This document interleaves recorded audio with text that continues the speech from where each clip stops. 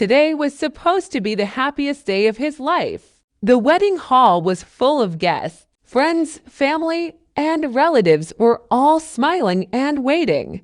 The groom stood at the altar, dressed in a clean white shirt and black suit. He looked calm, but inside he was nervous. He had been waiting for this moment for a long time. Then the music started. Everyone turned their heads as the bride walked into the hall. She looked beautiful, confident, and happy. Everything seemed perfect. But sometimes the most perfect moments hide the biggest secrets. The ceremony began. The officiant looked at the groom and asked, "Do you take this woman to be your wife?" The groom smiled and said, "Yes, I do." Then the officiant turned to the bride. "Do you take this man to be your husband?" The bride paused. For a second, it felt like time stopped. Then she said, "Yes, I do." The guests clapped. The rings were brought forward. The groom picked up the ring and was about to put it on her finger. But suddenly, he stopped. He looked at her hand.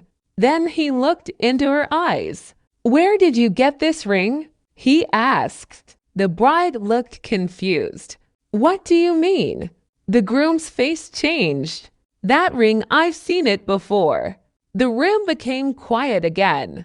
The guests started whispering. The bride tried to stay calm. "It's just a ring," she said. But the groom shook his head. "No, it's not just a ring." He turned to the guests. Then he pointed at a man sitting in the crowd. It was his best friend. "That's his ring," the groom said. The room froze. Everyone looked at the man. The best friend stood up slowly. "I can explain," he said. But it was already too late. The bride started crying.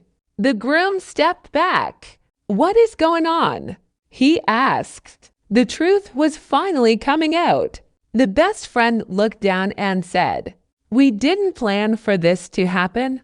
The groom couldn't believe what he was hearing. His best friend and his bride.